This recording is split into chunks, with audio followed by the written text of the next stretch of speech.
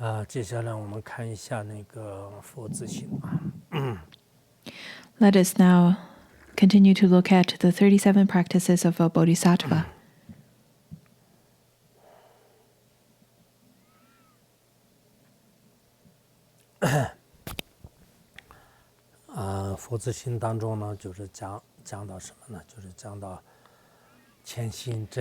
Within this text, there are the three parts, the preliminary, the actual content, as well as the dedication of merit. Currently, we have already completed the 7 aspects of the preliminary. Now we're going to look at the main content, the second part of it, which is the mediocre beings, the path of mediocre beings. Concerning the path of mediocre beings who strive for liberation without being attached to the happiness in samsara, the happiness of the 3 realms is like a dewdrop on the tip of a blade of grass. It perishes by itself from one instant to the next. Hence, it is the practice of a bodhisattva to strive for the supreme level of liberation, always unchanging. However much defiled happiness may exist in the 3 realms or 3 existence, the desire realm, the form realm, and the formless realm, they are simply easy to perish, just like a drop of dew on the tip of blade of grass. There are different ways of dividing or different ways of looking at the 3 realms.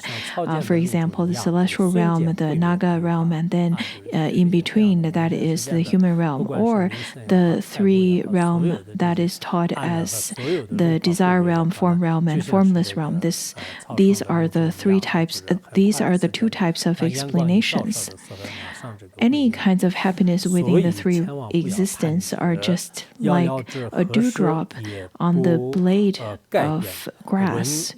At the time when the sun rises and shines on those dewdrops, then the dewdrop would evaporate really quickly, so you should not grasp onto it. Since it perishes and degenerates from moment to moment and instant by itself, it is unreasonable to be attached to it.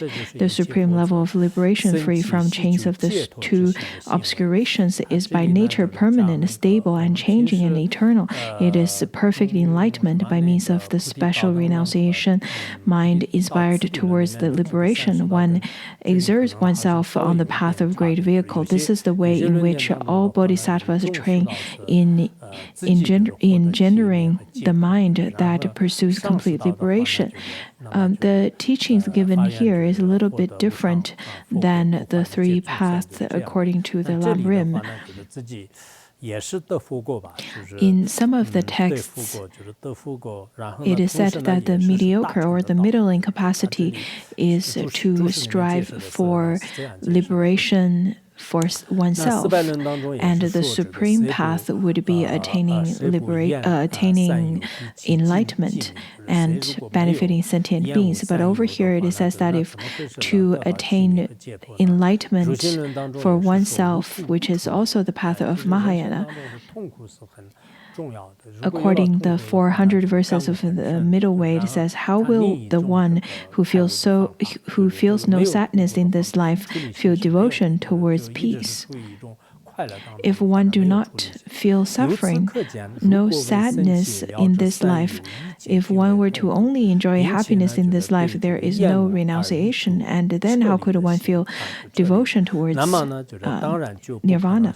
The way of the bodhisattva also states, without suffering there will be no renunciation.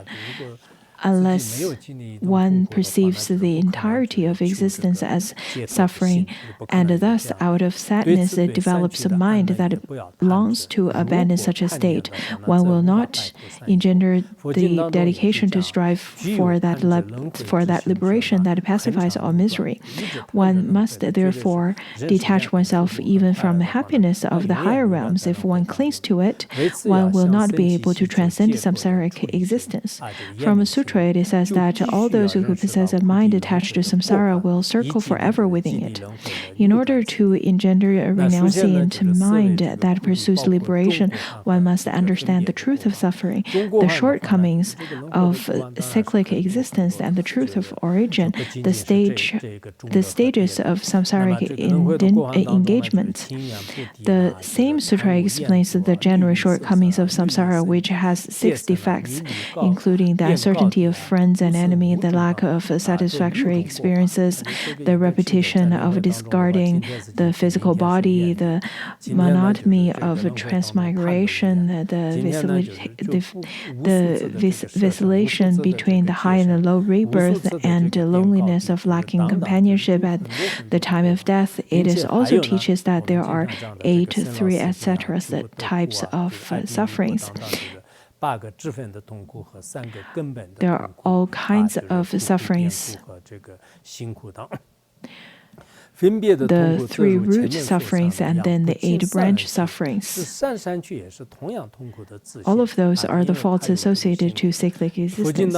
In terms of the specific individual sufferings, it is not only the aforementioned 3 lower realms that are by nature painful, but by the 3 higher realms as well. From a sutra, it says that in samsara there is not even as much happiness as on the tip of a needle. This is also quoted in the words of my perfect teacher. And then Maitreya also explained, just as excrement lacks a sweet fragrance, the 5 classes of beings are bereft of happiness. Wherever you are in the 5 realms, in the 6 realms, there is no happiness at all. From the 400 verses of the Middle Way, it states, all the wise are just as frightened of the higher realms as they are of health. At this point, it no longer suffices to focus only on the shortcomings of lower realms, as was done in the context of those with a lesser capacity. Here, we must understand that the whole existence is a source of suffering, resembling the interior of a burning house. Having understood it as such, we will begin to pursue liberation, and based on that, we will attain nirvana. From the lesser vehicles or the ones of the lesser capacities, they fear to be reborn in the 3 lower realms, and they feel that it's okay to be reborn in 3 higher realms. But if you truly understand Mahayana and truly understand the path to attain liberation, then you would understand wherever you are within the 3 existence, it is simply pervaded by suffering, just as how fire, how there's a burning house, a burning mansion, and the fire has completely fused within the whole mansion. It is quite dreadful. And everyone lives within the 3 existences are simply like that. From the purposeful expression states, if you realize the shortcomings in that way, you will quickly attain nirvana.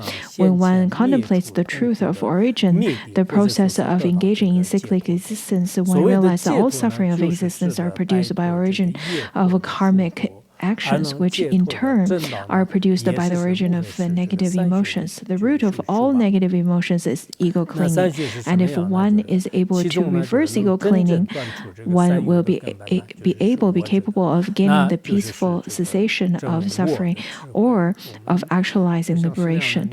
What does liberation mean in this context, you may ask? It is freedom from all the bounds of karma and negative emotions. According to the Pramana Vatika, it says that if one wants to gain freedom from the bonds of samsara, then one has to come to a realization of emptiness, without which you would not be able to be freed from the bounds of samsara. Simply practicing compassion and love will not free you from the bounds of samsara, nor does renunciation. It is truly the wisdom of no self would lead to freedom. We need to understand it. And wisdom relies on practice.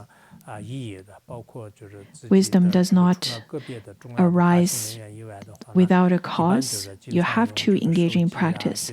I really hope all of you would engage in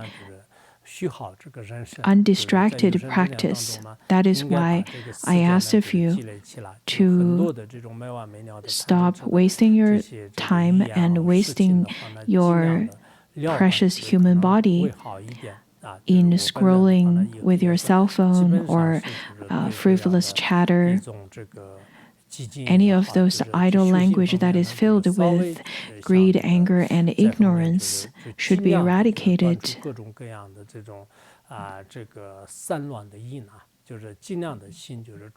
I myself also wish that in the future I want to practice in such a way. Try to eradicate and try to practice in an undistracted environment and to eradicate all kinds of distractions and focus mainly in practice.